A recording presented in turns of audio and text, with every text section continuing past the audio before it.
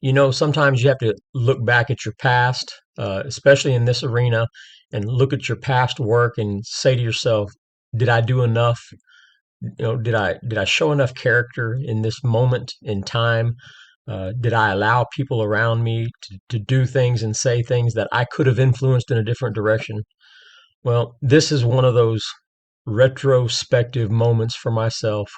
That's why I'm covering my 8 years spent at the Mabrc. And just like in Game of Thrones, winter has come for House Lee.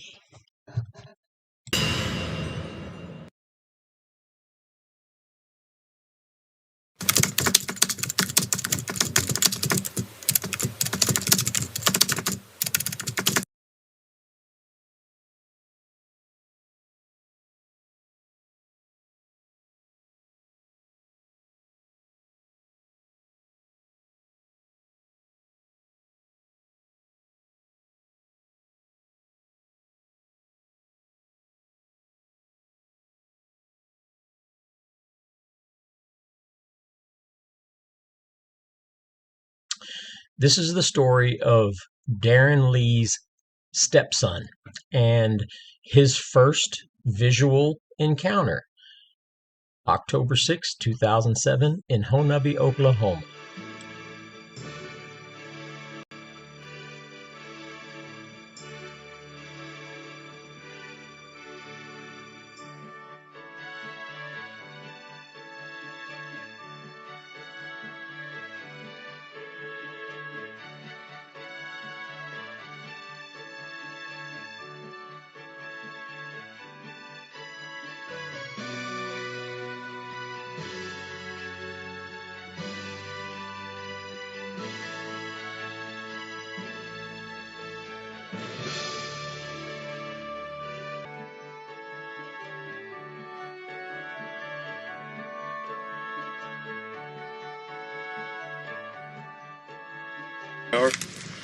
Uh, Researcher.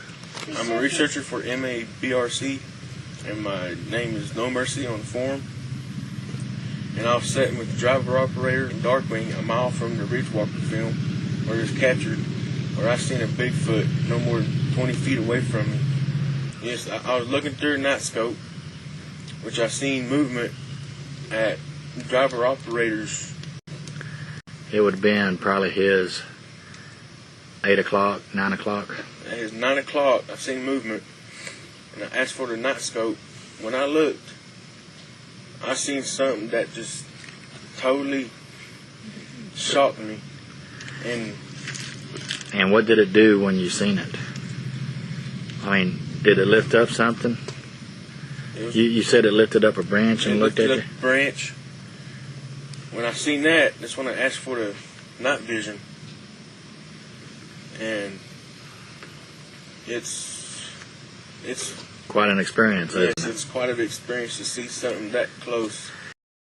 Tonight's show is going to be about the research that occurred at the 2007 Honobia Bigfoot Conference here in Oklahoma, in which a junior field researcher had his first face-to-face encounter with a Bigfoot. Now, lo and behold, I found a document from over a year before this, in 2006, where DW tells a story where he and JR are in a road and sees a Bigfoot. This is the excerpt from his book, Bigfoot Field Guide. So this is a book that DW is selling, and he's telling you a story in here, Shadows in the Night. It's available on Amazon. So he's talking about him and JR. Arriving on site, we pull all the windows down and begin playing the CD at high volume. And he's talking about a Crying Baby CD. It was nearly pitch black, with full moon beginning to rise behind us after about 10 minutes playing the Crying Baby audio. On the ridgeline up the slope from us, we heard a vocalization more like a roar. It's nearly a quarter-mile from the ridgeline to the road, and we listened to something coming crashing down the slope towards us. I continued letting it play the audio while No Mercy kept asking me if it was time to turn it off. So as we could hear the crashing over the crying, finally the maker of all that crashing noise popped out on the road about 75 feet ahead of the vehicle. It was the white Bigfoot, and he stood on the road looking at the vehicle. I reached over and shut off the radio. The Bigfoot stood for several minutes looking at us still before it turned and went back into the woods. No Mercy, who is JR, sat in silence for a few minutes before he caught his composure and uttered something of the most famous words. "We ain't playing the Crying Baby CD anymore." This happened in 2006. So let's face it, folks. D.W. Lee is a pathological liar. He's a habitual liar. I am going to show through multiple claimed sighting encounters that he will tell different versions. He will leave out details. He will change details as a liar would. So put your logical cap on when we go through these videos, and you'll see what I've seen all along and had to keep quiet about. But the man is just not honest. But he's going to sell it to you in a book form. If you want to buy these true stories. Let's face it, everyone. When I left the Mabrc in 2015, DW got hurt. I mean, let's just be honest.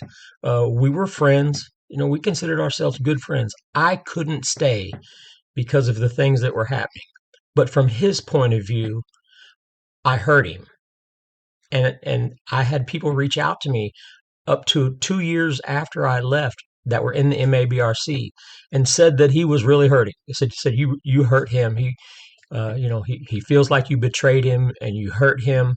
So let's quit pussyfooting around the issue. The issue is Darren got his feelings hurt. And the only way that he knows how to respond to it is to be extremely negative and vilify someone. So that's just human nature. I get it. Even a couple of years after I left there, maybe it was 2019, I think, maybe, I actually reached out to DW. We tried to remain cordial, even though at a distance. I reached out to him and I said, "Hey," I said, wouldn't people be freaked out if we ever shared a campfire again?" That was my way of trying to bury the hatchet somewhat. And because especially since I was hearing from other people that he was hurt, and I didn't want to hurt him, but so I reached out to him and said, "Hey, maybe we can work things out. We can bury the hatchet. Wouldn't people freak out if all of a sudden you and I were shown sharing a campfire again?"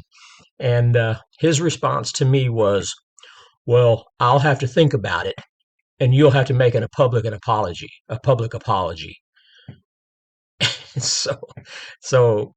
Yeah, okay. So that ended right there, because and you'll see that's in his nature. I'm not going to make a public apology. I've been getting messages from people, and they're like, "Man, do you think DW was just in it for the money and would tell these lies for monies and dollar bills?"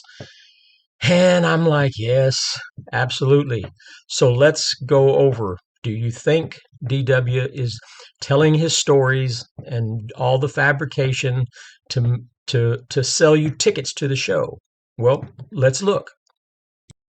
In the beginnings of the website and the forum, he was asked, "What's your goals?" And it was to be the biggest. What are your dreams? What's left? To rule the world. There you go. Ladies and gentlemen, this is Madonna.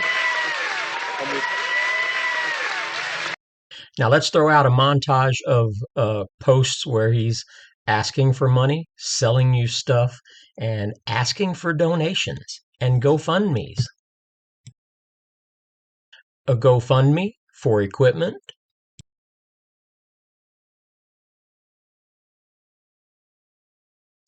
Here we're selling DVDs for $35, and you can get 6 Bigfoot books, $50.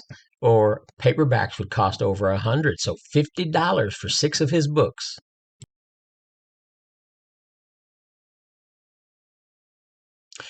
Don't forget to sign up for his yearly issues, his magazine subscriptions, $20 a year for 6 issues.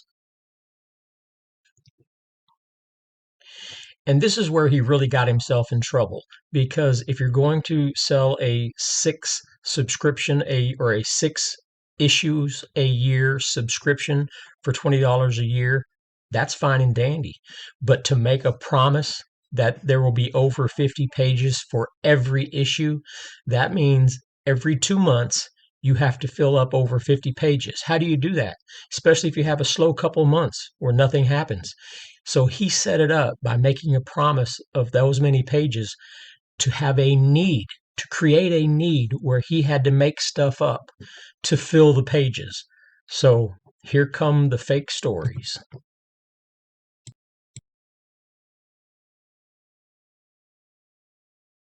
And here is yet another book being released by D.W. Darkwing Lee.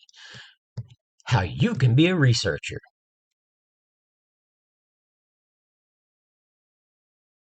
And here's his GoFundMe posted on a blog.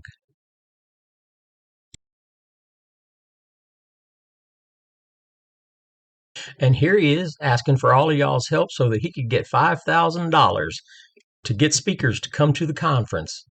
And they're already up to $1,500.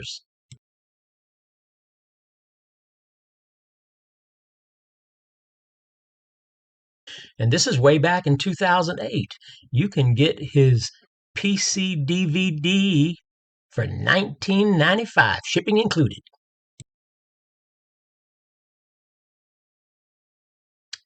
So yes, Darren D.W. Lee is definitely in it for the money.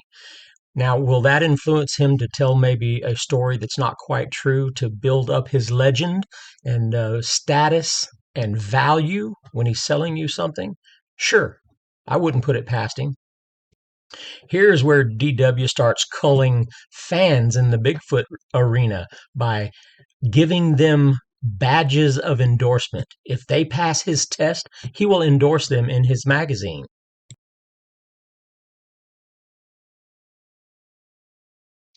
So someone asked him, what exactly does it take to gain your endorsement? And DW says, you have to show that you are actually a benefit to the Bigfoot community, that they show common sense and do good research and can be learned from. So that sets a broad standard that generally means you scratch my back, I'll scratch yours. And then I'll put you on my page as an endorsed site. And here's the icing on the cake. Now that I've got my magazine subscriptions out there, I'm going to sell full page articles, advertisements. So hit me up.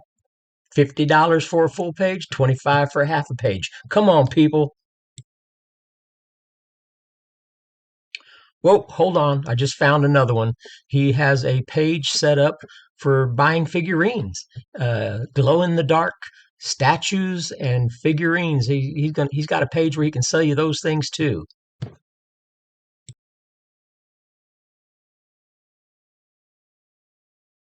Now, I don't care if DW's trying to make a dollar from Bigfooting. I really don't.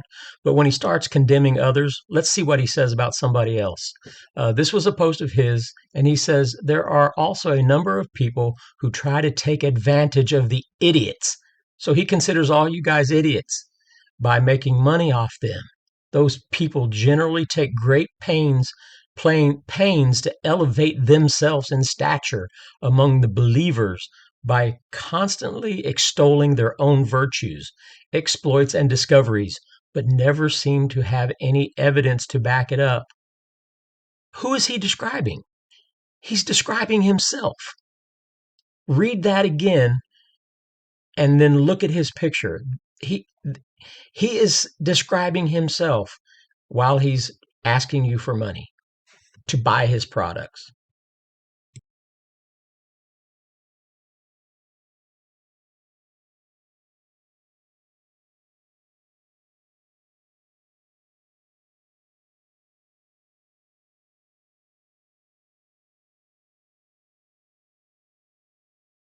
And they always seem to be trying to sell you something, be it a book, a membership to their organization, equipment, knowledge, merchandise, whatever, and cases of this are becoming more prevalent. It's amazing that he can keep a straight face when he's talking about other people, yet he is exactly the template of who he is describing.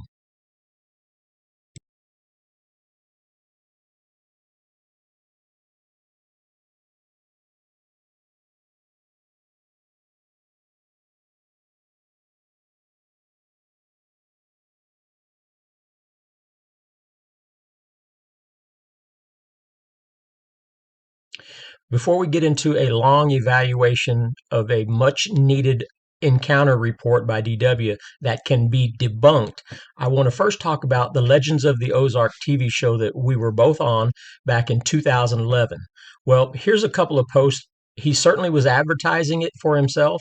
Here's where he says me and him both were part of this Legends of the Ozarks. And then he made posts where it was just a TV show that he was on. And the reason I'm saying this is because I want to explain what happened that we got on this show, because there's something important I want to show you. He throws a little dig at me that you'll get it in the end. You'll get it. But it starts out with I was approached in 2010. It was just a phone call out of the blue, and it was a producer for the Travel Channel. Yeah, I had never been involved with the show or anything at that point, and she was looking. She said my name kept coming up. They were looking for for people who have had experiences in Missouri, and just asked me. She said, your name keeps coming up. We've talked to several people, and your name pops up as someone who might know, some stuff that's happening in Missouri. And I had just gotten an email from somebody who had something happen down in just outside of Ozark, Missouri, in a hunting cabin. So I was going to put her in contact with him. I told her, I said, there's a guy that had something happen down there. I'll send you his email, and here's what happened to him. And in the course of our conversation, she just asked me, she said, well, have you ever seen one? And I said, yeah. And I told her about my encounter down at the Chickasaw Park. And she said, oh, we got to get you on the show. We got to get you on the show. And I was like, but it didn't happen in Missouri. And she says, well, we'll edit that part in. We'll figure it out. We'll just make it part of the Ozarks or whatever. So now that's when I knew that there's considerable manipulation in TV programs. But I told her, I said, okay, but I want my friend to come with me, my friend DW, who's my research partner. So this was me getting contacted by somebody, and just by happenstance in the conversation, she decided that she wanted, my story on their TV show, and I brought DW along because he was my friend. So he's gung ho about getting on TV. Don't let him lie to you and say that he's not. But I'm going to let you hear a post where he, after everything is passed, what he says about me and this TV show. And, the MABRC is not really interested in doing TV shows. That's one thing that led to one of our founders leaving the group because he wanted to do a TV show. And I'm like, you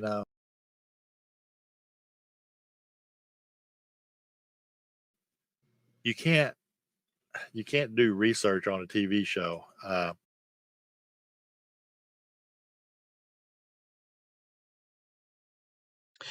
And don't forget, he also posted in his monthly magazines a whole article about being on the TV show Legends of the Ozarks. So when it comes to selling you something, he will certainly be a part of it and endorse it and package it up and sell it to you. But once I was out of the picture, different story. I used to research with a guy that was a bodybuilder, and he would work out and he would wear these little tight shirts that showed off all of his muscles, and no matter how hard he tried, he couldn't have these encounters.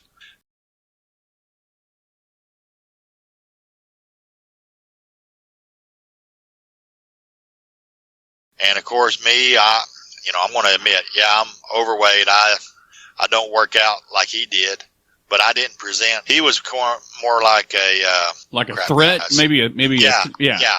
An adversary? They looked at him as being threatening because, here he was all bulked up. And me, I'm just walking through the woods and, I'm not out of shape, but, I don't look like I would be a threat to a Bigfoot, as far as trying to take it on or anything. So did you hear that? The reason I left the MABRC is because I wanted to be on TV. But when he tells you the Ed Smith story, I left because of the Ed Smith stuff. And when it comes to Bullet Maker, I left because of the Bullet Maker stuff. And it's just whatever story he's telling, it's whoever the audience is, it doesn't matter. So he throws out in podcast that it was all of these reasons why I left Ed Smith, Bullet Maker, wanting to be on TV, all of these reasons, but he never would mention the absolute real reason I left, and it was Big Jim and his fake footprints. So it's amazing how he will ignore the truth and throw out a whole handful of mud about all these other reasons. And, we're starting to paint a picture of who this guy is. His stories change like the wind, but it's just funny how I think he gave me a backhanded compliment. He said that I must be some type of alpha male because I can't have any Bigfoot experiences because I was too big and I scared the Bigfoots. What kind of ridiculous bullcrap is that? He doesn't expect you to listen to what he's saying, obviously, or he would think about what he says, but he contradicts himself so many times. All right, everyone, we are finally going to get to some good stories that we can debunk and find out just what went on with DW's imagination. This is happening out at Bullet Maker's place. Everybody who's watched any of the videos about Bullet Maker's place remembers that it's off Spencer Creek on Lake Oologah. So we're going to go there now. And I recommend, if you haven't listened to any of my Bullet Maker videos, go give them a watch. And it'll fill you in on the background and the history of this area. So the first thing I'm going to do is I'm going to scroll back so that we can see the house that Bullet Maker built in the middle of the woods probably 40 years ago. So a lot more is built up out there since then, but when he built this little house here, it was in the middle of the woods. And I'm going to stop it right here. Okay, everybody that's watched my videos and has watched the Bullet Maker videos, this is the house that Bullet Maker built in the middle of his acreage 40 some odd years ago, and it was a brick house. So it's not a wooden house. And the reason I'm telling you that the walls are brick is because something that Darren Lee says while he's trying to vilify Bullet Maker. Now, when this all came to a head with Ed Smith and we all got booted from the property, and of course that's when Darren turns on the jets for vilifying people. And so one of the stories that he always seems to tell is that Bullet Maker tried to rip me off to put siding on his house for free. And I'm going to tell you right now, the house is brick. And it was an absolute lie. DW lied because to him it doesn't matter. He'll lie about anything, especially when he wants somebody to look bad. So he was piling stuff on to make Bullet Maker look bad. And what really happened is you can see one of the little sheds behind the building. He had two little sheds back there, and one of them was falling apart. And he asked me how much it would cost to put siding on it. And, so when I told DW that, we laughed, and I said, I bet he wants me to do it for free. That's as far as the conversation went about putting siding on at no cost. It never happened. But DW turns it into the story of Bulletmaker tried to rip Randy off and try to get him to side his house for free, which is a $10,000 or a $15,000 job. And I'm going to show you that. I'm going to show you the post that DW made. It just a complete freaking lie.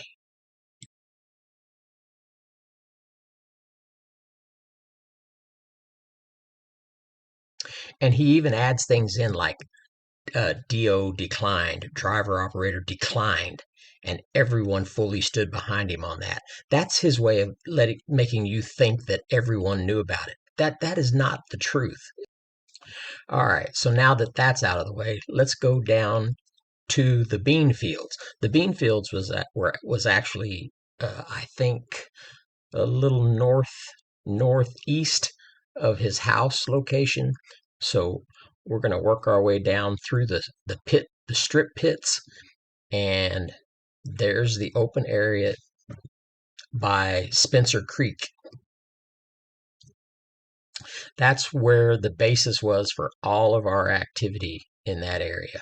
And you can see the little road there where we'd come in right there at that bottom right corner of the field. That's where we would drive in from the road. A little service field, and then that's where we would turn into the field. So I've got 3 stories to tell you that DW was involved with happening in this field, and I can almost guarantee you, well, I think I can fully guarantee you that they were all made up in his head. So that white arrow at the bottom right corner is where we would pull into the field. So I'm going to show you a picture from pulling in on that spot on the ground view. So this would be the view from a vehicle as you pulled into that field, to give you an idea of how big the field was, completely surrounded by trees and a creek on 3 sides. So this is the first story, and I've already told you this story. This is the one where Big Jim and DW claimed to have seen a Sasquatch crawling across that field while we were on the north, from where you'd pull in. It was on the far end. So you can blow this up and read it if you'd like, but the synopsis of it is they both claimed to have seen one crawling across the field. Big Jim went and moved his ice chest because he thought it was going towards his ice chest. So he went to remove the reason he thought it was crawling over there, which is insane, to do something so stupid, to take away its motive to crawl where it would get closer to us. Needless to say, I tore off across the field and on my ATV, crisscrossed the field 15 or 20 times, hoping to run over one if indeed there was one out there laying around belly crawling, and it just didn't happen. There wasn't anything out there. So he packaged this up, put it in a storyline, and he sells it in his magazine, the belly crawling Bigfoot. It didn't happen, but he's going to sell you the story that it did. Here's the overview of where we were at that night. We were at that end of the field. The white arrow is pointing out to where the Bigfoot was crawling on the ground towards the little white X is Big Jim's vehicle that had the ice chest sitting by it, and they said that he was crawling towards his ice chest, so he went and got the ice chest. But that's where, from a bird's eye view of where we were all at by the burn barrel, looking out across the field, and they saw one crawling, they said. The next one that didn't happen was where DW said his tent was picked up by a Bigfoot in the middle of the night. It was on a windy night, and I just drew where his tent was, just in this picture here. There's not a whole lot of details. I've already explained. He said a Bigfoot tried to pick up his tent, and the next day when I looked at the tent and examined it, it didn't happen. It couldn't happen, because if something would have picked it up, the frame would have come apart. And so it was the wind blowing the tent from the bottom. So that's happening number 2 that didn't happen. Okay, this particular sighting that D.W. Lee claims to have had out at Bulletmaker's place, you're just going to have to listen to it. This is the only place I could find the full story on a podcast. And I've got to tell you, the ladies that are interviewing him, that's really part of the problem. They are blowing so much wind up his skirt. They think he is the King Koopa Bigfoot aficionado. Nobody asks any hard questions when a story like this is laid out to them. So let's hear the story, and then we'll go over it. Oh, man. So I know that you've had a ton of different experiences. You've had your first experience at the cemetery. You've had your albino, or I'm sorry, white Bigfoot experience. And can you can you tell us about any other sightings you have had? And if not sightings, then maybe some sticky situations you've gotten into. Well, the one that was will probably always stick in my mind was what I call the 8th Parade. And this happened up north of Claremore. I would say it was probably 2007, 2008. Me and another researcher had went into an area that was highly active, and we backed my Blazer up into the tree line of this field, and we run cameras out into the woods and had a generator out in the field in front of me. And it basically powered everything, all of our DVR and cameras and stuff like that. So I went and put a parabolic on the back of my Blazer pointing down into the woods, and then I'm got the windows covered with blankets, so whenever I turn on the DVR to look and see what's going on, it don't really illuminate the Blazer. So I'm sitting there, and I start hearing something walking up through the woods, and it's coming right up behind me, and it stops right behind the Blazer, and I'm like, holy cow, what was that? And then just a few seconds later, here come another one walking up, stood right there behind the Blazer. And then a third one come up. And I'm sitting there thinking, holy cow, what's going on here? And then all of a sudden, it sounds like something reaches over with a big thumbnail and taps my parabolic bow. And of course, it sounds like a gun going off. Yeah. So I'm sitting there, I got my camera, and I kind of lower my blanket off of the window. I'm like, okay, if they walk around and beside the vehicle here, I'm going to, get it on video. Well, as I'm sitting there waiting, I notice there's 3 or 4 what looks like hogs or maybe even cows going across the field in front of me. And I'm like, what the heck is that? And they get to the tree line, and they stand up on 2 feet and walk into the tree line. And, of course, my mouth just dropped. I'm like, holy cow, what did I just see? And I'm sitting there thinking, okay, this is not going good, because the other guy, he's at the other end of the field in his little trailer that he uses to research in. And I didn't know it at the time, but he's down there getting rock stone at his little trailer. So wow. I'm sitting there, and all of a sudden here comes another group that looks like it's either hogs or cows going through there. They get to the same tree line and basically the same spot, and they stand up and walk in. And wow. I'm like, holy cow, this is ridiculous. That to me, that's like 11 Bigfoot in the area right there, And so happy then I see a third group come by. Merry Christmas and happy birthday. So then I see the third group come up, and they do the same thing. And, of course, I'm trying to listen in my headphones, and it sounds like they're coming down through where I got all the cameras at. And I'm like, oh, please let them walk in front of my cameras. Please let them walk in front of the cameras. Yeah.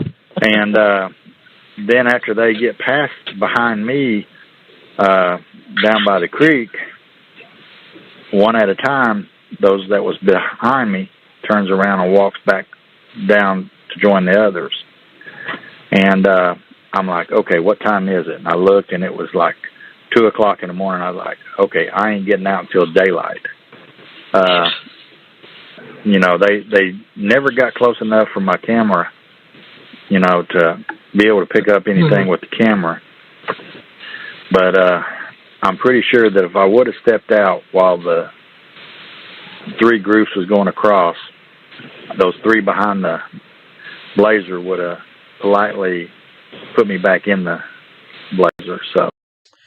So, ladies and gentlemen, here is the picture that I drew of how many walked in front of his vehicle, the 3 behind his vehicle, and I just want to show you that he said there was one down there throwing rocks at my trailer, or he said rocks were being thrown at my trailer, but I only wanted to draw one at my trailer if there was one there throwing rocks, which there wasn't. But if there was, I only wanted to draw one because if I drew 2, that would be too many. Okay, and basically here's why it's a made up story. Because I was in my trailer, and you guys know the way my trailer is set up. I had it set up specifically so that I could look across that field and see everything. I could see DW's vehicle with my night vision scope. I could see across the field, and I never saw a thing.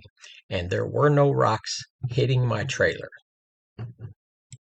Now, here's one of the few pictures I had of Bullet Maker down in the bean field with us one night. And, it kind of makes me sad because I spent, a long time there developing a friendship just to allow DW and the whole group of people to come in, taking advantage of me, taking advantage of my friend Bullet Maker, turning it into a fiasco, and then blaming everybody but himself. When it did fall apart, and Bullet Maker made a comment or made a post, he called DW a hoaxer. Now, he didn't, I got booted off the property too, but he didn't call me a hoaxer. He only called DW a hoaxer. So I'll read it to you. Bullet Maker said, "Now, Darren does have the problem to see Bigfoot in every shadow. Even driver operator told me that." Yes, I did. But Darren is given to a lot of imagination. With every rustle of leaves is a Bigfoot. So no matter how it ended with Ed Smith and stuff, it started with the way Bullet Maker felt about DW and his ridiculous claims of Bigfoot activity. Count how many Bigfoots are in my picture back there. How ridiculous.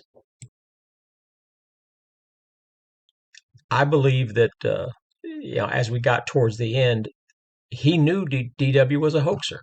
I think we all knew. But, he was the leader of the group. And so you didn't say, you didn't hurt his feelings or whatever. But Bullet Maker didn't mind hurting his feelings. And that's really what I think soured the whole thing. Because DW is so selfish in making up his fake stories that was the beginning of the stress and the strife. And Bullet Maker didn't put up with that crap. And so he became cantankerous in all the other issues, Ed Smith and everything else. And then it all did come to a head. But it started with the fake Bigfoot stories. And Bullet Maker knew they weren't true. Think of all the stories from out at his property. They all involved only one creature. I spoke with Bullet Maker's son-in-law who saw a single Sasquatch out there 2 times. Once while he was up in a hunting stand, and once when he and Bullet Maker were driving his Kawasaki Mule to a tree stand, and they saw one standing inside the wood line. And I talked to him about it. I also talked to a hunter that was on Bullet Maker's hunting lease, and he too saw a single animal. Every story that Bullet Maker told out there involved seeing a single animal. And then a couple of years later, when I talked to a gentleman who didn't even know Bullet Maker but was frog gigging, and I've got that story on my channel somewhere, where a guy and his friend were frog gigging on Spencer Creek, and they had a sighting of a single creature that followed them back to their truck. So you got all these stories that involve a single creature that somebody sees. And then you got Darren that comes into the picture. And the story is so incredibly ridiculous. I'm embarrassed to have to tell you guys about this story. This episode concerns the footage shot by Green Country Bigfoot Research Center, our predecessors, on a recent expedition in Oklahoma in February of 2007. In anticipation of the night's events, the team gathered together in town for lunch before heading out to the site. Upon arriving, preparations were begun for the night's research. I want to start by just zooming in on this picture and showing you DW and Bobby. This is on our way to the property. We stopped for lunch, and these are the two co-conspirators. And I believe it's clear that now I didn't know that, it's even possible that Bobby would be involved until the grass incident. The grass ball incident, when the landowner described to me just what Bobby's behaviors were right before the grass balls were thrown, then now I understand that when I look at this incident, she was the only one that got out of the vehicle. So I would say if she's guilty in one, she's guilty in another. So let's watch the landowner talk about the grass ball incident in her own words first. And I was playing on my phone or something, and DW's wife got up and went to the truck and stayed gone for some time. And then she comes back, and there's music playing and all this stuff. And I'm still on my phone, and I feel something hit me. Well, I'm thinking his wife was throwing it. Wow. Since she had got up and was gone for some time, we think that she had probably got up and made the grass balls. Well, she was gone longer than just to use the bathroom. Okay. She was gone, probably 10 minutes or so at least. So you'll have to watch the video about the grass balls and determine for yourself whether DW's wife was involved or not. But he conveniently left all that out in his report. In his report about the grass balls, doesn't mention anything about her slipping off behind the vehicles for 10 minutes or more in the dark. And then after that is when the grass balls start getting thrown. So it really doesn't take a rocket scientist to see what happened there. So in this next video, she will be the only one that gets out of the vehicle in the middle of the night to use the restroom, and cameras get messed with. So here we go again. Let's see what happened. The DVR vehicle erected a dining fly over the rear of the vehicle to protect the DVR system from the elements, and also in hopes of making the locals curious enough to come closer. With final adjustments made, a tarp was put over the table where the DVR sat, in case of rain that was predicted later for that night.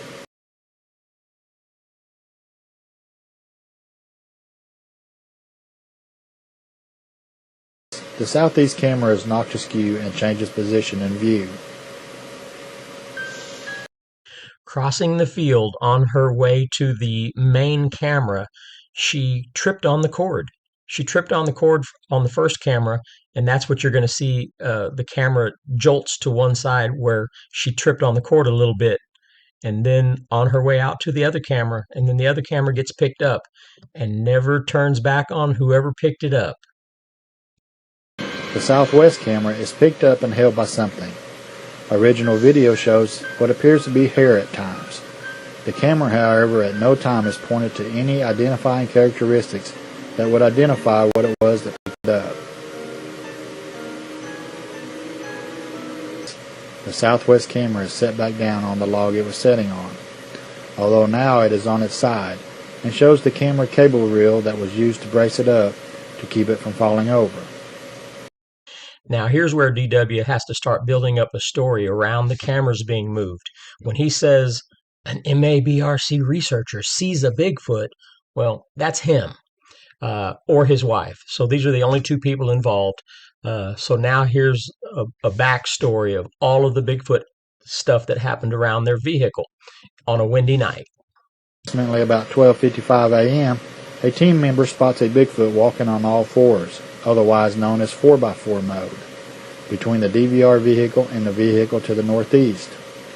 Estimations are that it was half as long as the DVR vehicle, or about 6 feet, and the shoulders came up to about the bottom window, or about 4 feet.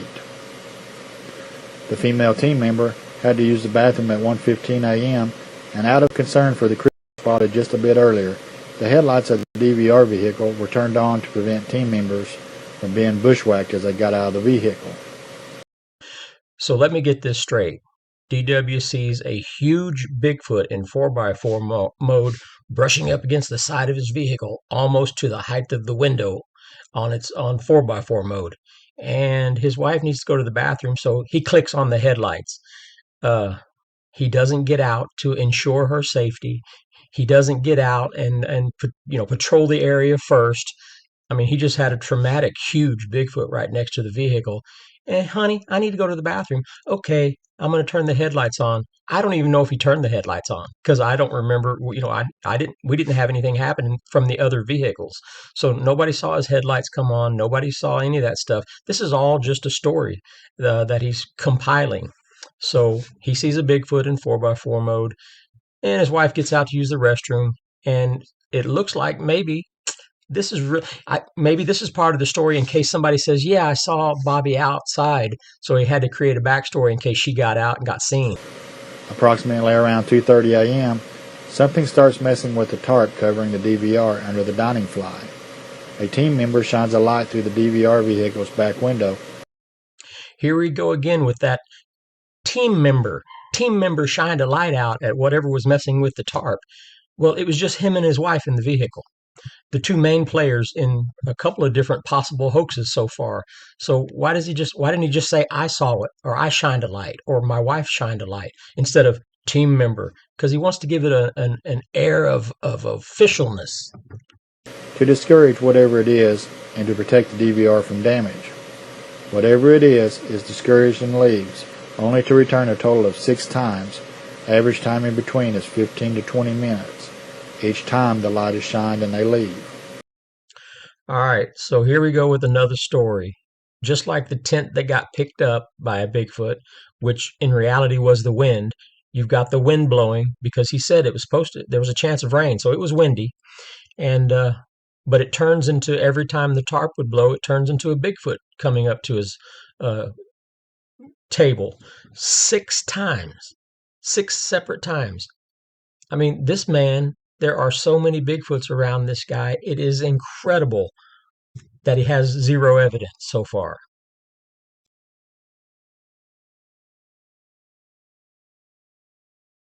Okay, now before we leave the Bullet Maker's property and all of the stories that happen out there, before we leave that area for good, I want to talk about one more story that involves a member of the Mabrc, and here's a picture of him in our group photo from 2013 symposium,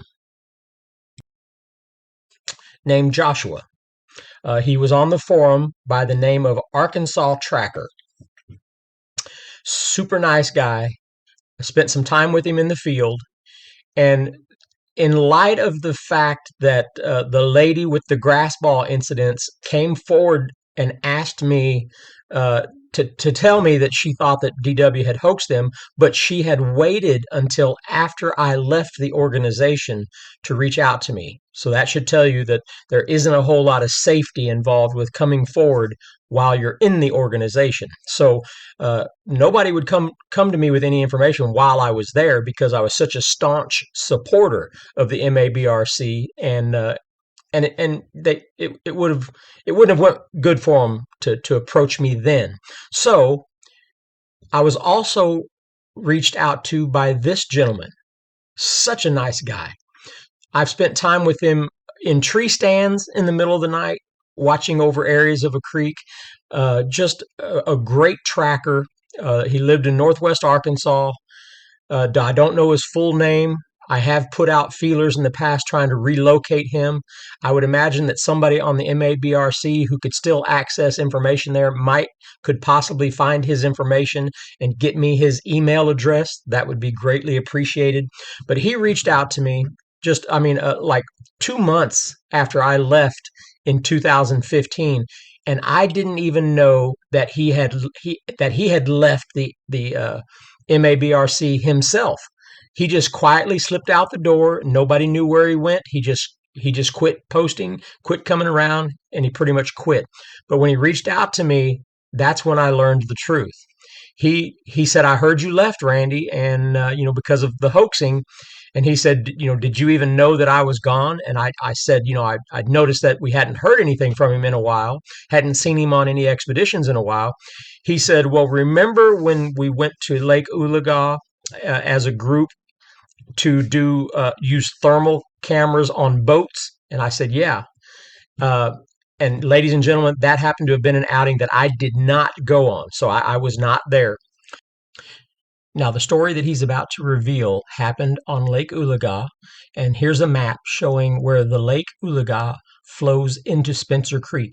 And this is about a half a mile from flowing onto Bullet Maker's property, and the red arrow points in the direction of the hidden bean field. And so right there is where this takes place. Well, Josh said I was in a small fishing boat, a Ranger bass boat or whatever, and DW was in a boat, and they were coming off the lake to the Spencer Creek area, which is just a mile or so from Bullet Maker's place. And so they were heading down Spencer Creek, and there was a piece of land. It looked like the creek went off into two different channels. And so from the lakeside, it looked like two channels, and DW decided to go to the one on the left. Joshua decided to go on the one on the right. And, well, as soon as they got going down their separate channels and they couldn't see each other, he said all of a sudden DW got on the walkie-talkie. "I see a Bigfoot. I see a Bigfoot in the water. There's a Bigfoot." And Josh all of a sudden got all excited, and he saw just ahead of him that it wasn't a split in the creek, but an island, a small island. So he just sped up and whipped around the front end of that small island, and there was DW in his boat. DW had no idea that it wasn't a channel that he was in, and that Josh would whip around that island and see him. And he said DW was standing there with a shocked look on his face because there was nothing in the water. There was nothing on the shore. He got caught lying and hoaxing. Now, you got to understand that is part of DW's motive, to be somewhere, yell, "Bigfoot, Bigfoot, I see one here, Bigfoot," and then it gets everyone back at camp all excited. And they're just bouncing off the walls back at camp all excited. "Oh my God, DW's got one. He sees one on the creek," and he builds up a false excitement back at base camp where everybody is just beside themselves with joy because they're having success. But all that success is always based on DW seeing something. So, needless to say, Josh, he said all I could do at that point was play it off. He said, so I'm like, "Well, where was it?" And DW's like, "Oh, it went out of the water over there." And so Josh, being the excellent tracker that he is, he said, "I went over there where DW said it went out of the water."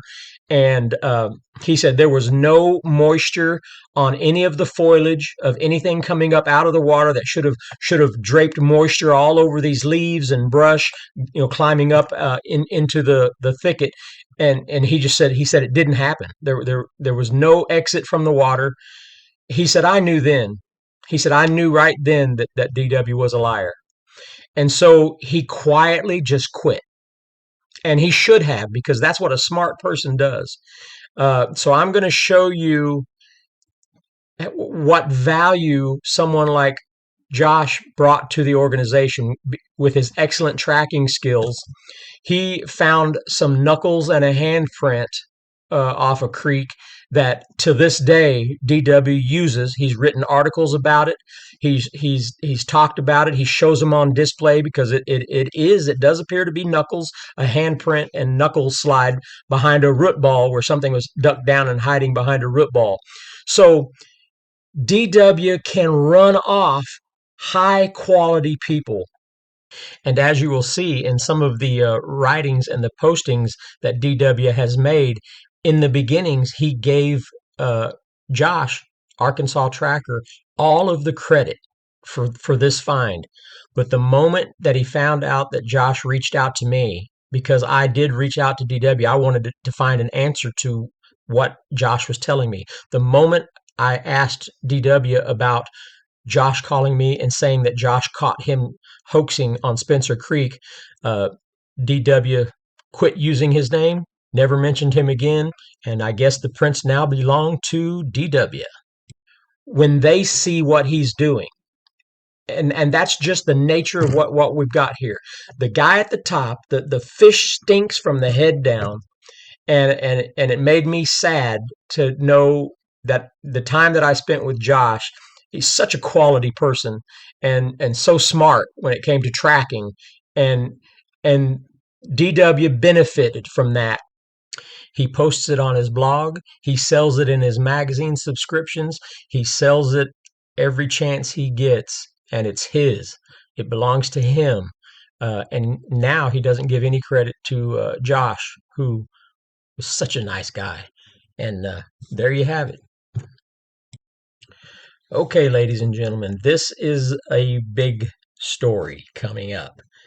It involves 3 more Sasquatch and DWE. Let's get into it. Well, I do want to add in there that at some point when he gets to a part in the storyline where he tells a different version when he tells this story to somebody else, I will throw the different version in here on top of the version that he tells so that you can see that, you know, most liars can't remember the details very good, so that's why you can catch them in a lie. 2015, we had basically got through with putting on the first day of the symposium. And we went on out to the campsite, and you know, everybody was visiting, and somebody asked, you know, we're going to do any night hikes. So I thought, well, this is a good chance. We know by going up into the valley on several four-wheelers and then coming back out right about dark, tends to get them to come out and check out what we're doing. So the plan was the listening post team was going to go up and sit pretty much right there by the river crossing, and I'd give them 10 minutes to go out there, and then I'd zoom through there on my four-wheeler and ignore the fact that they were there and going up into the valley. And my plan was to go up to at least the first river crossing and, you know, maybe to the second river crossing, about a distance of a mile into the valley there. And so I'm zooming along. I wanted to get to the other end so I could make enough noise. And I come around one of the S-curves there on the trail. And right in front of me, about 50 to 75 feet, I mean, I'm not real sure about the distance because it happened so fast, but there was a reddish-brown Bigfoot in the lead with a black one behind it. They were dark in color. Reddish-brown Bigfoot in the lead with a black one behind it. They were dark in color. As I come around it, there is 2 Bigfoot carrying a good-sized calf. It was a calf, and the calf wasn't alive. I mean, it wasn't moving. It was still struggling a little bit from what I could see. The calf wasn't alive. I mean, it wasn't moving. Struggling a little bit from what I could see. It wasn't alive. I mean, it wasn't moving. And my four-wheeler all of a sudden comes to a complete halt and gets picked up from behind to the right, and it almost puts me over my handlebars. And so I look back, and all I see is basically the shoulder, a big black shoulder there, and all of a sudden it lets my four-wheeler down, and of course my tires are still going, and I tear through the woods and make a turn, and I get the heck out of there. And of course my tires are still going, and I tear through the woods and make a turn, and I get the heck out of there. DW will never say that same version again. From this point on, every time he tells this story, he says he can't remember how he turned around and got out of there. And I will show it to you here. So the day after, he said, when it dropped me down, my tires were still spinning and I got the hell out of there. And I went and turned around and got out of there. So here's what he says about not knowing how he got out of there. So in this version, the color of the two Bigfoots were brownish black, both of them brownish black. That's not what he said before. And now he's saying that the, city folk, country folk is different than city folk. City folk doesn't know that a calf can be 500 or 600 pounds. Country folk know this. So the one I saw being carried was in the 500 to 600 pound range.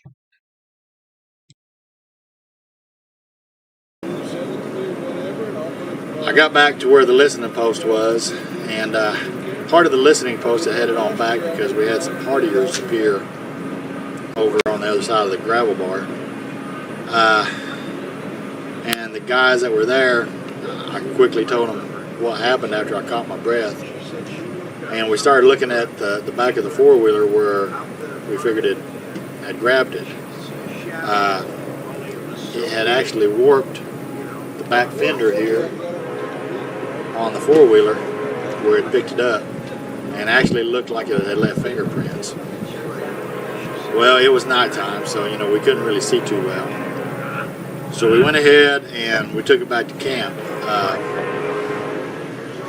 After I told everybody what had happened and calmed down, Compressor Mike said we need to go back down there and see if we can find any tracks.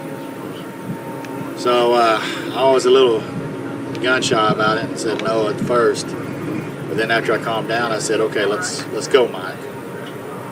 We got down there where this happened, and apparently they took a small tree and threw it across the trail right there where it happened, basically saying, don't come after us, apparently. So we looked around for tracks, and of course it was hard packed dirt, so there wasn't any tracks. Didn't see no blood from the calf. So we turned around and come on back. Now, what DW does not say in this version of the story that he's telling is that his engine was smoking when he came out. His engine was smoking, and in later stories and in other podcasts, he will say, I was riding it so hard that the engine was hot and smoking. And so I'm going to show you this post that he made.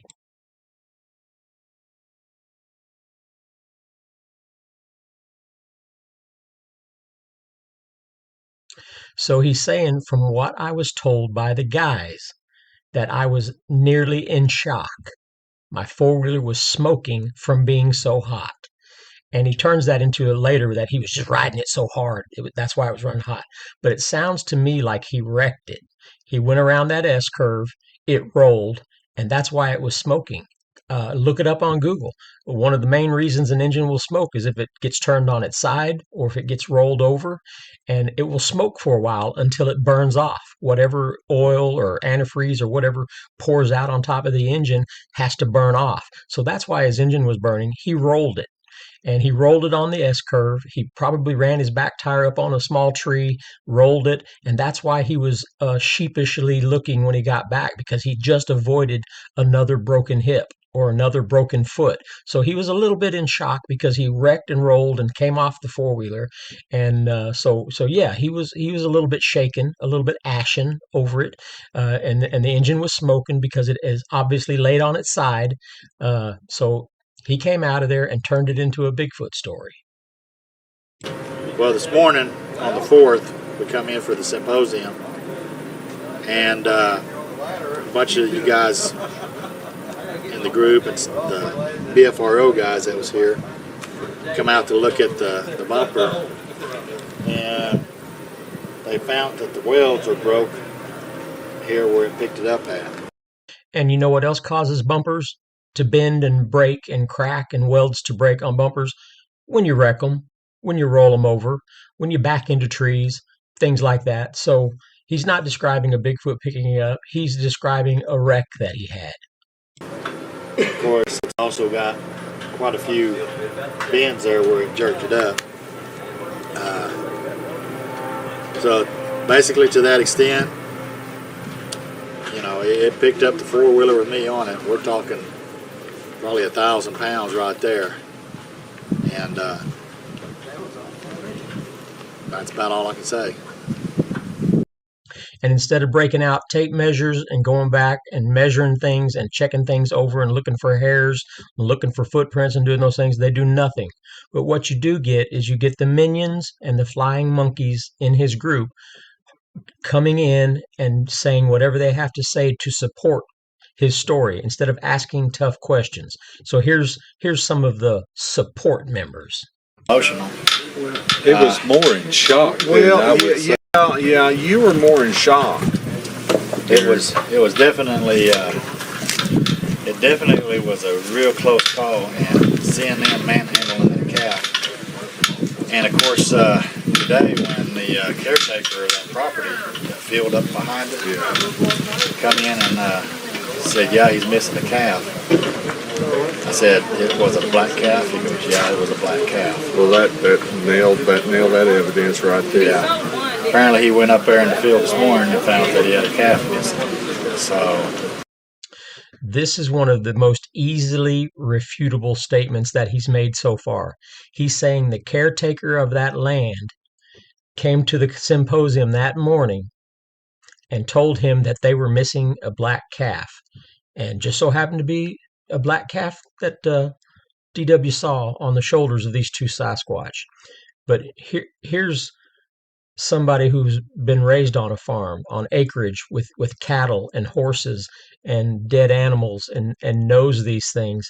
A 500-pound, 600-pound dead cow is not going to be carried across the shoulders of two animals unless one of them's crotch was buried into the ass of the other one.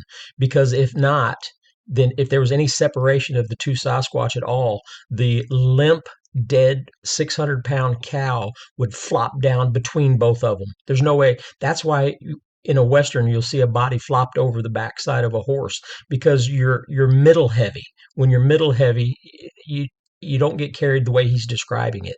And you'll see the picture that he had Big Jim draw, and it doesn't make any sense. So Big Jim, probably as he's drawing it, thinking, this doesn't work. This is just not working with physics. But that's the way it is. So also another easily refutable statement that he just made is the caretaker came in and told him, we're missing a calf.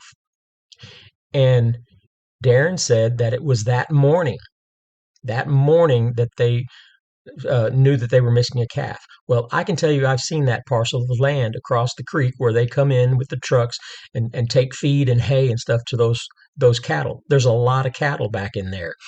I would say it's probably a 15, 20 acre field, with ins and outs and fences around it with trees all around it.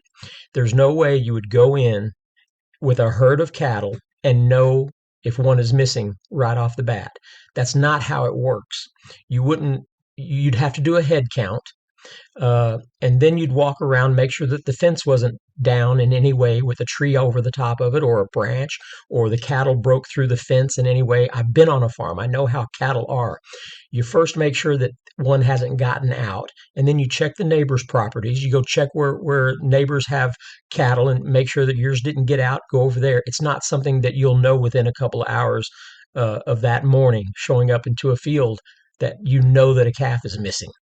The sound of that storyline, anybody out there that's listening to this that lives on a farm or is a rancher or anything like that, how much sense is it making what he's saying? So there was no cow carried on the calf, and there was no caretaker that came in. That's all made up.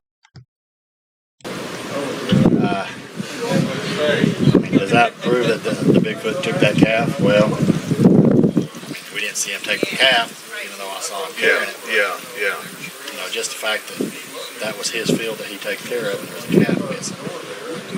So I think really what happened was I come up on them as they was carrying it down the trail, which shows that Bigfoot will take the opportunity to go down the trail if they can, especially carrying a heavy load like a calf.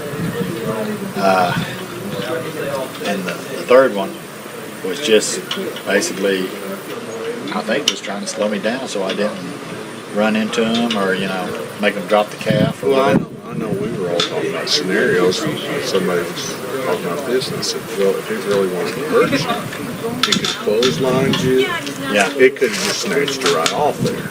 And that was one of the things on my mind as I was coming back to the listening post team was, man, I hope you don't reach out and just, nail me with the clothesline, Yeah. We did the weekend before, had the news crew out there, and we had all traveled in caravan down through there, and we got down to the settlement and decided that me and Izzy was going to lead first and then drop off and sit there with the thermal. Well, the Bigfoot didn't come down the trail. We spotted 4 of them coming down in the creek bed around us, and they would have cut me and Izzy. Did I just hear him correctly? Did he just say that a week before they were in that area, him and Izzy was on the 4-wheeler and they saw 4 Bigfoot going down the creek? My God, are you guys keeping track? I've lost track of how many toes and fingers I need to count how many Bigfoots he's seen just over the last 20 minutes. Off crossing the creek, so I went ahead and went around that way. So what was on my mind was from that last weekend, they just surprised the crap out of me. Are they going to circle around and try to cut me off before I get out? Because at the moment I didn't think of, they were just trying to stop me or spook me or whatever. Yeah. I was like, man, I think they're trying to get me. So You think he grabbed it like this? Or did his hand so big that I know just it was grabbed the hard. whole thing? Yeah, all I saw was the shoulder, but when I got back, we had, It looked like it was Rebelistic or Ron Bowe stand up here, and I kind of leaned forward and looked over my shoulder, and it was a good 3 foot taller than they were. So, Well, it could have. Well, it makes you wonder if that was the alpha male of the group, following them and protecting the pretty much we know the alpha for the troop in the area is the big white one. Okay. But, this could be the sub-alpha for a sub-troop, because we do know that the main troop breaks up into smaller troops. Yeah. But other than that, when y'all come in and told me that the weld was broke, that made my butt cheeks pucker up again. So, outside of that, it is really something to think about. But now we just got to get back in there and see if we can find where they're hunkered down at. Oh yeah. I'm going to show the gap in the metal. You can see this gap right here. Looks factory. And then we scoot over here and look at this gap here. And it's a lot of force. It's a lot of force to pull it apart.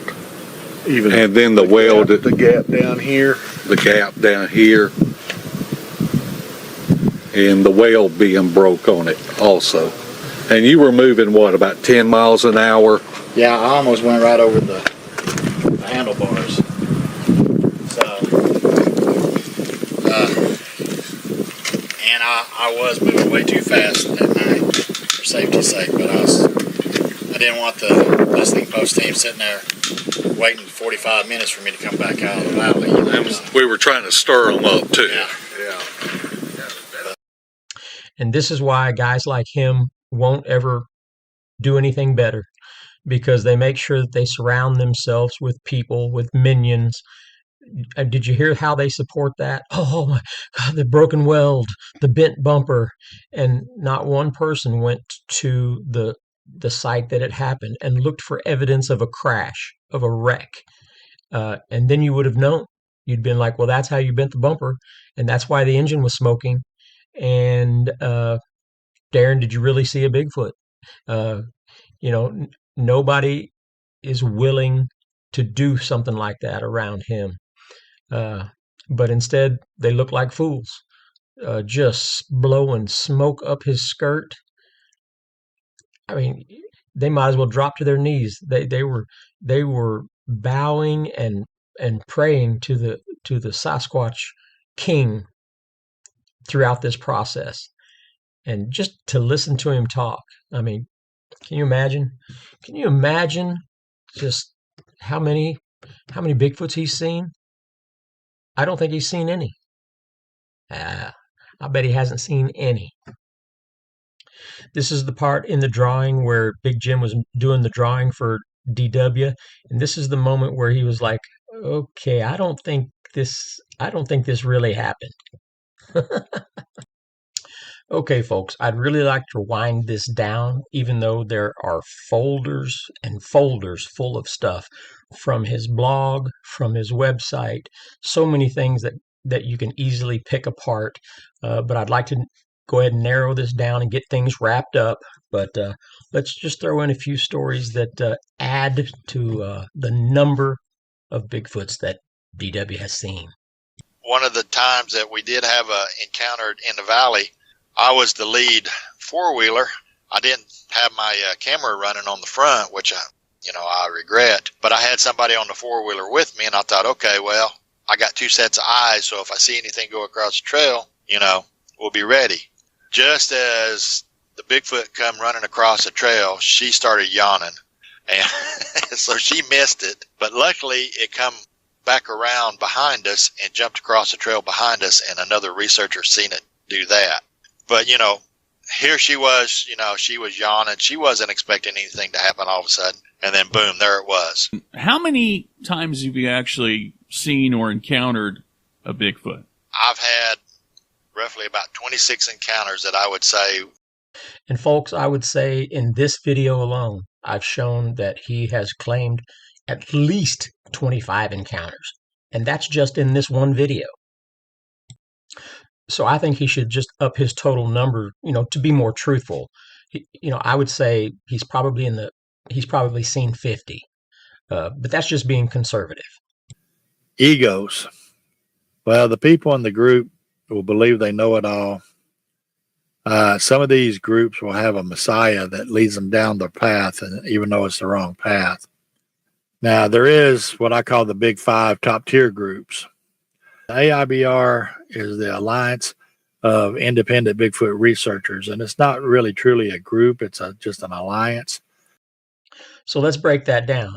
He really doesn't think there's 5 groups at the top, really only 4, since the AIBR is not really a group.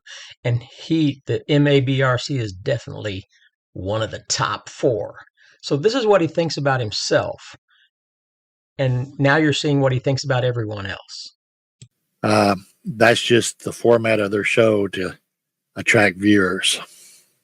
So now Facebook groups, it's usually an ego-driven platform where somebody thinks, well, I don't have to be a part of this group or that group. I'll just create my own group on Facebook. They really don't have no goals outside of building a cult-like following for many of these groups. And there's quite a few that attempt to make money off their followers. There and say, everything is Bigfoot. Look, a twig on the ground. Bigfoot. We treat an investigation like a crime scene. Absolutely none of DW's claimed sightings have turned out to be investigated in this manner. The only investigation that he did very well was the knuckle prints that Josh, Arkansas tracker, found. That's the only one that was investigated. Do they have protocols? We have all that. Do they investigate with professionalism or act like the Keystone Cops?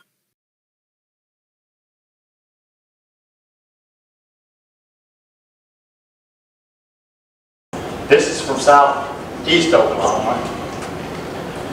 We had an expedition down there, and 4 of us decided to go down and check out the location of the first recorded Bigfoot sighting in Oklahoma back in the 1800s. It just so happens it's now in a wildlife management area. So we arrived on site. A couple of our guys were looking for tracks. Another one went down the trail that went down alongside the river. And I found a couple of territory markers, basically stick structures. There and say, everything is Bigfoot. look, a twig on the ground.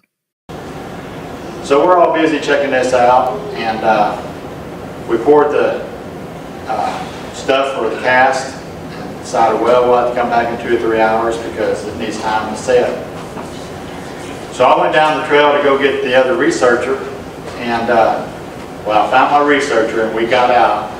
And as we're getting in the vehicles to leave, I just happened to glance back down the trail and there's a Bigfoot standing in the middle of the trail. I'm like, hey, do you see that, to the driver? And he looks up and he's like, yeah, I see it. We stopped the other 2 guys. We all get out, and by this time the Bigfoot had moved over to the side of the trail.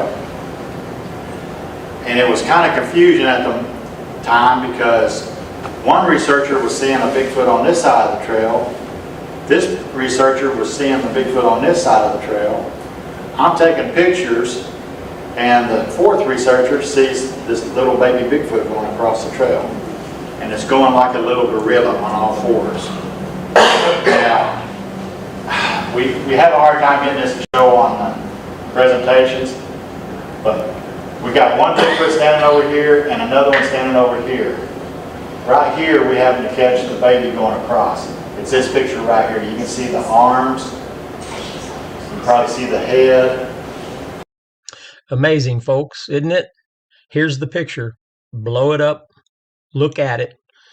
There's the picture that he sells tickets to presentations. So you're missing out a lot if you don't pay to sit down and listen to DW give you all of his experiences. But here's the picture of 3 Bigfoots. One on each side of the trail and a little one running across the trail. You guys draw me a red circle if you will, because I don't see anything.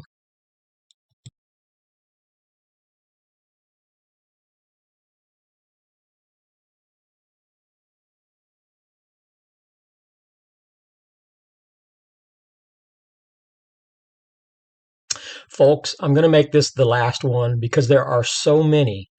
I mean, this could just go on forever, but I'm going to make this the last one, showing what a great researcher and investigator he is. But this picture, he's going to be claiming that he's been putting out popcorn balls on a tree and turning it into a bait station. But see the picture up there? That's a picture I actually used when I was in the Kiamichis and set up my bait stations with the picture. So now he's using my picture to demonstrate what he does. The popcorn ball tree incident. This is a bait station that Carrie and I was putting down the road from their house. She's lived there most of her life, so we figured that the Bigfoot kind of knew who she was. So you can see, we put some bait out, and we put a picture with a Bigfoot, and then a picture of me and her on there just to show with some food that, hey, this is the who's feeding. And she actually had activity pick up at her house. Something was banging on the side of the house and banging on the walls. And, so every year during Halloween, I buy 4 or 5 big old boxes of popcorn balls. I love baiting Bigfoot with popcorn balls. So for a good 2 or 3 months, we were putting popcorn balls on this little tree behind here. Well, one day we went down there to put more popcorn balls out, and the tree is gone. Something had ripped the tree out of the ground and took it. And I like to joke that Bigfoot decided, hey, this thing is growing popcorn balls. I'm going to take it and plant it somewhere else where I can have them. So, you know, just the fact that the whole tree disappeared. And I'm talking, you know, a sapling about this big around, about this tall, just completely disappeared. So, one of the things that kind of makes us believe that Bigfoot was going up to this bait station is just, what was it, probably 50 feet was the peat moss field. There was a big little field or clearing of peat moss. And we walked over there and was looking around, and you can see all these little foot tracks going back and forth. And they looked like Bigfoot baby tracks. Apparently they were sending the babies up there to get the food while they sit back and watch. But there was probably close to 70 tracks there. Now, you can't make this up, folks. People pay to sit in a chair and listen to this. And let's just wrap our eyes and ears and minds around what he just said. There was a tree that was pulled out of the ground that had the popcorn balls on them. We don't see a picture. We don't see any diagnosis, no diagram, no investigation. He tells us there was some peat moss with 70 tracks in it. That was a little one, not only being sent over, but the other ones were waiting on it. So he makes up all of these things based on what? He has cameras. He could have took pictures. He could have took measurements. All of these things could have been done if he's the investigator that he preaches other people should be like. But you don't get any of that. And what you do is you get him using popcorn like I used to use in the Kiamichis, super salty popcorn, buttered and salty popcorn. So he's taking things that I did and incorporating it into a story. But his stories make zero sense because he does no investigation. I, I, I'm a little bit in shock now that I'm starting to look at and going over some of his presentations and things. I can't believe that the people around him are satisfied because it tells you who they are. If they can sit in the audience and fill a seat and watch this presentation and not take him off to the side and say, look, man, you need to clean things up. And this is what you get. And this is where I'm going to end this, because I'm already starting to feel icky from looking into this. But, there was a stretch there where me and DW were friends. And and he's always talking about his military service, and he was a ranger and jumping out of airplanes, got some kind of gold star, and I live close to a military base. I live close to a VA, so my town is full of military personnel and retired military people who have served, and I don't see I see a lot of honor, and I see a lot of solid backbone people who were trained in the military service to have honor. And I've got to be honest with you. I would have thought that if DW had this much military, being a ranger and going to Grenada and under fire and battle under fire and injuries and stuff like that, I would think that he would have more honor as a person. So I'm disappointed and saddened, especially now when I walked away. I didn't look deeply into what he was doing when I walked away, but now, in light of this, now that I'm doing deep dives into his stuff, I'm just so disappointed. But yeah, now I'll let you look at some of his military claims, and maybe they should be questioned too. I don't know. I don't know anything like that. DW, can you tell us where you may have been on October the 25th, 1983? Yeah. I was struggling to get a chute on in the back of a C-130 because we were jumping. We were supposed to land on Grenada because the first battalion was supposed to be cleaning off all the bulldozers and stuff off the field, but they couldn't get them started and everything, so they was like, get your chutes on. Say, what? We're packed into a C-130 trying to put our chutes on. And then, I was 4 or 5 months into being 18, and here I am jumping out with bullets flying around. And so, but yeah, that was my first combat lesson. I actually got a star on my jump wings for a combat jump on Grenada. So, well, I served in the military, and I shot more than enough people, while I was in there. If I had Bigfoot walking through my backyard, I'd be out there with a gun to shoot one just to prove that they exist. Ladies and gentlemen, here are some messages I received from people while I have been working on this video, and I just want to offer my sincere apologies for being involved with this organization and all that I did to facilitate it. And I can see that me not speaking out sooner caused a lot of people some issues. So for that, I apologize. For the